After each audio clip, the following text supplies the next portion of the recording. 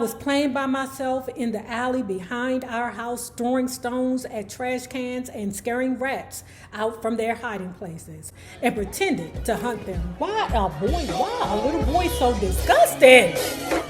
Why do y'all want to play with rats and shit?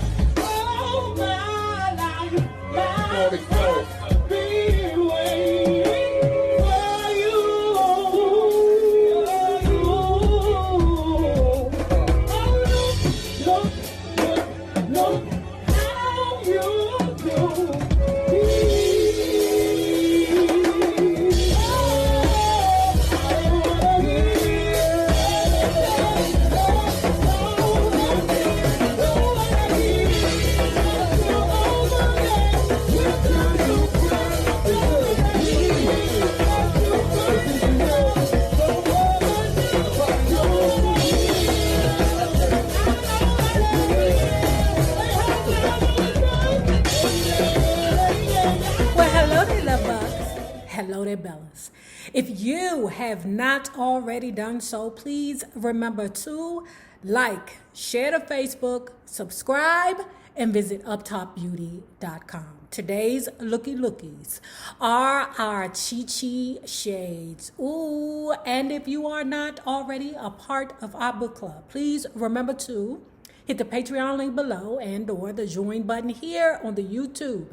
And for a small monthly fee of $5, you babies, yes you, can be privy to all the shenanigans before the YouTube gets it, if the YouTube gets it. Now, let's continue talking about Richard Pryor, Pryor Convictions and Other Life Sentences, the official autobiography. The Pryor men know about pain.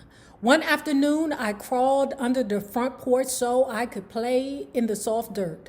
My grandma caught me, gave me a scolding, and then hauled my ass into the bathtub. She washed me off and put me on clean clothes.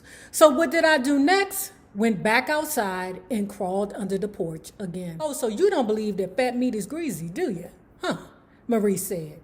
She snatched me up, threw me back into the bath, cleaned me up again, threw me on another set of clean clothes, and then let me go back outside. Didn't bother me any. I went under the porch just like before and played in the soft dirt until she busted me again. I'm going to beat your ass this time, she said. Bless her heart. And she beat my ass. That's just the way it was. As much as I wanted love and attention, I couldn't help but feel that I was a source of hardship for my parents. Something they'd as soon forget as to let me intrude on their lives. Summer was the worst time. All the men and women went to the Cardinals baseball game in St. Louis. I wanted to go too, but each time I got ready and waited by the front door. Where you think you going, Lil Richie? Where you think you going? To the game. To the game? Boy. Take your ass back upstairs and play with them, little green army men. You ain't going with us. This is adult time, not children time. I knew they didn't hate me, so why didn't they want to take me? Why, Grandma? I once asked. She looked at me, then slapped me upside my head. Child, the unnecessary abuse, child. Growing up was a minefield. I had to watch every step, but it was hard to remember all the time. I was something like 6 years old when a sick pedophile turned me into a pincushion for his perverted urges. What did I know? I was playing by myself in the alley behind our house, throwing stones at trash cans and scaring rats out from their hiding places and pretended to hunt them. Why are little boys so disgusting? Why do y'all want to play with rats and shit? Suddenly, this older guy appeared from around the corner. He stepped in from the shadows. His name was Haas. Now, let me say something. I grew up with a boy named Haas, too. Of course, they're not the same person. But his name was Haas, but his real name was Horace. It's just our DC accent turned it into Haas. His name was Haas. He was in his late teens, probably around 16 or 17. Right away, I knew he was trouble. I saw it in his bloodshot eyes. In no uncertain terms, he said, "I'm going to fuck with you, you little chicken shit." I should have run, but I didn't because he was right about me in that sense. I was a little chicken shit. It was as if the terror I felt paralyzed me, glued me in place, and made me easy prey. Haas threw me against the wall in a darkened corner, shielded from the view of any passing by. Then he unzipped his pants and put his...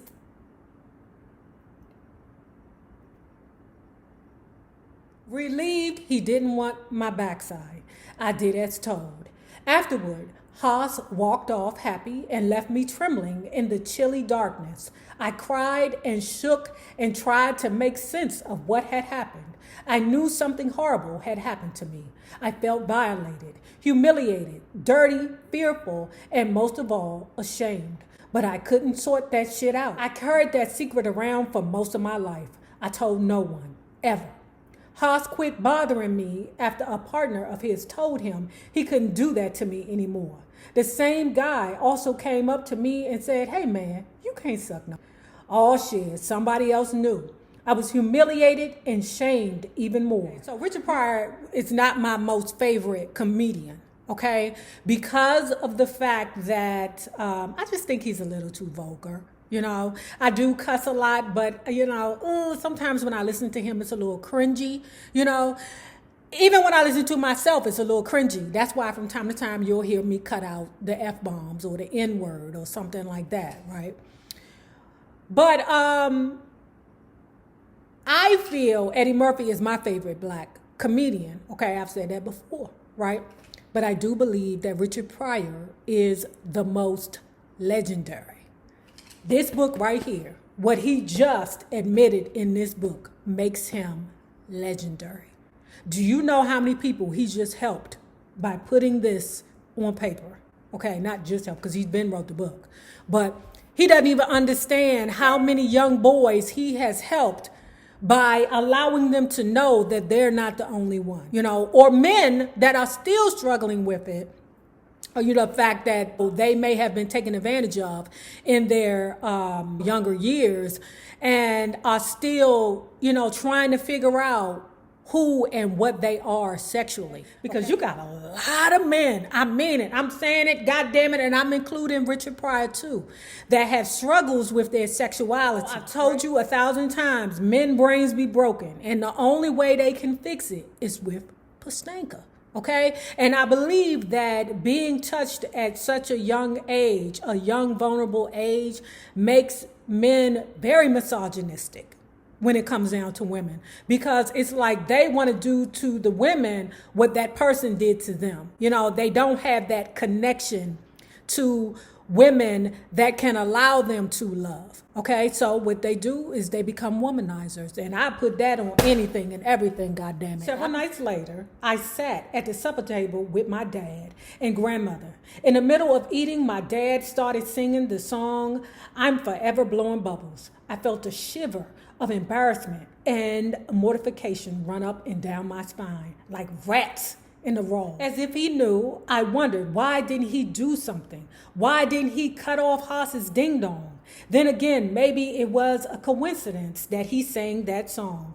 I don't know why he sang it. I never asked. He never said anything either, but I sure was upset.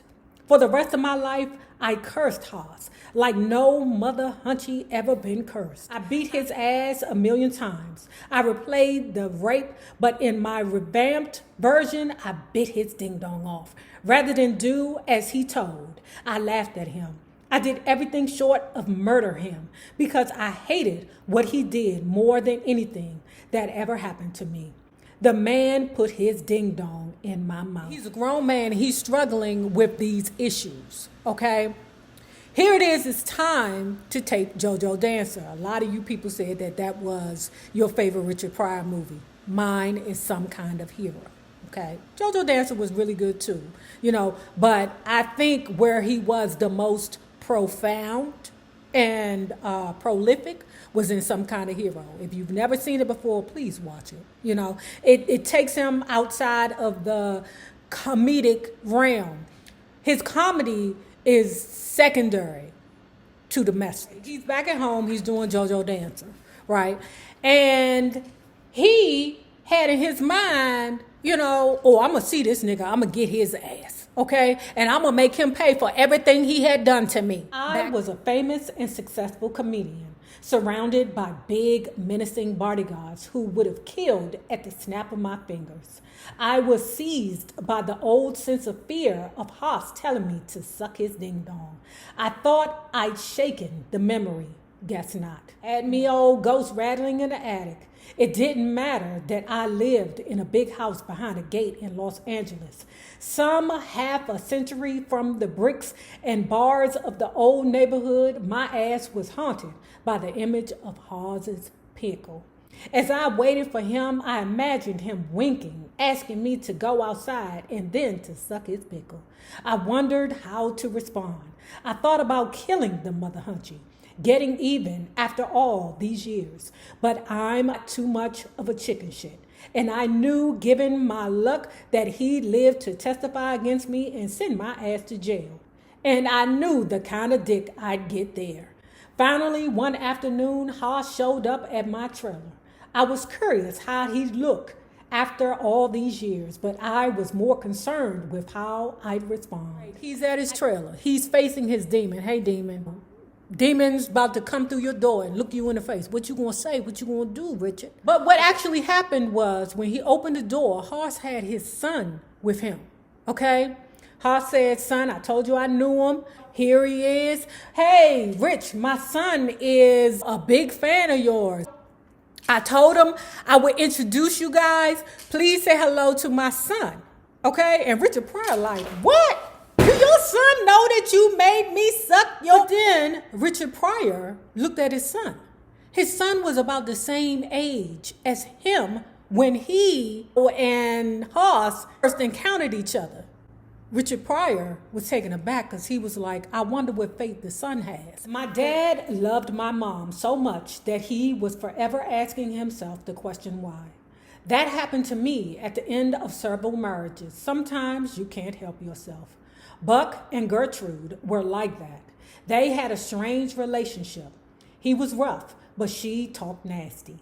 Disappeared for a long time, mysterious spells, and when she was around, she drank and argued. One night, Gertrude, as she did so often, said goodbye to my dad and walked out of the house. Only this time, she wasn't planning on coming back. Soon after, my grandma had me dressed in clothes I only wore to church. And then I went with her and my dad to court.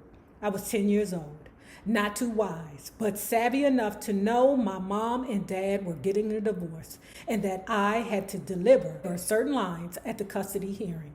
My grandmother said, don't be nervous now. When the judge asks you who you want to live with, you say me. All right. I wanted to know more about why my mother wasn't coming back to stay with us, but I also knew to shrug off what I couldn't understand. Yes, Mama, I whispered. Then the judge did his thing and asked where I wanted to live. With her, I said, pointing to Marie, I'd like to be with my grandma, please. I think that was all of us back in the day. Which big mama you want to stay with, Bo? I want to stay with Big Mama Monday through Friday so I can go to the school. And then Saturday and Sunday, I want to be with my other Big Mama over there on Capitol Hill. Child, I ain't never had a custody hearing, never. I ain't never had to deal with that because I told you my mom was like, 15, well, not like, well, she was 15 when she had me. My dad was also a teenager, too, so, my life was controlled by my grandparents, my maternal and paternal grandparents. And let me just say this, I am so fortunate that my grandmothers were really good friends. Brother, when I tell you it was time to split them holidays up, it was, why you always got to go over your father's house for Thanksgiving? You can eat here. I'm saying to myself, Ma, I don't want to eat your food. I don't want to eat your food, Mom, but I'll be here for Christmas. Child, that thing was traumatizing going back and forth with them parents during the holidays. The judge nodded. There was more discussion. I didn't know if I'd done good or bad. Then my grandmother was made my legal guardian. I still didn't know if I'd done good or bad. That I remember. I also remember thinking that I broke my mother's heart by denying her the right. But Ma, I thought they were going to kill me if I said that I wanted to live with you. Gertrude stayed a part of my life. Every so often, I packed my suitcase and took the train to Springfield. Half an hour before I arrived, I began staring out the window, looking for her. I was always relieved to see Gertrude standing on the platform. Then she took me back to the farm in her father's car. Once I spent an entire summer on a farm and recalled that time the happiest of my life. The farm was paradise, a playground where my imagination could go wild. My mother didn't stay single for long. After she remarried, she asked me why I didn't call her new husband Daddy. He's your father, she said. You call him that or I'll beat your ass. But he ain't my daddy. That pissed her off even more. Man, look, if it ain't in my heart to call him daddy, don't tell me to call him daddy. You ain't about to tell me, like if I felt it in my heart, hey, dad, blah, blah, blah. No, I didn't feel, no. And I don't feel like no woman should thrust that upon her children. I hate bitches like that. Stop forcing these children on these damn men. Stop it. Stop it. Or women, because women be having their issues too. But still, stop forcing your children on your partners. It's like as soon as a woman meet a man, next thing you know, he living in the house 2 weeks later. Now this is your new father. Call him pappy. And next thing you know, the kid calling a new nigga, the third nigga daddy. Well, you called the other woman mom. The other woman was Viola Hurst. And my mother was right about the fact I called her mom.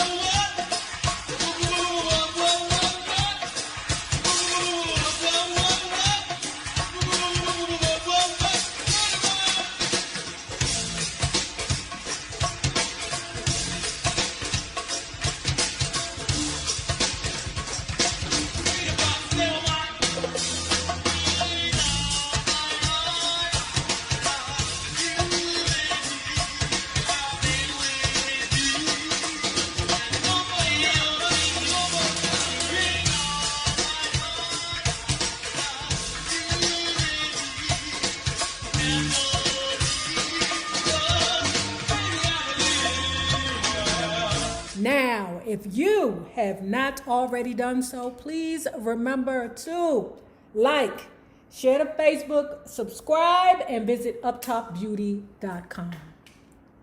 Now, remember this. The same people that you meet on the way up will always be the same people that you meet on the way down. My naysayers, my patron loves. You babies, have a good one.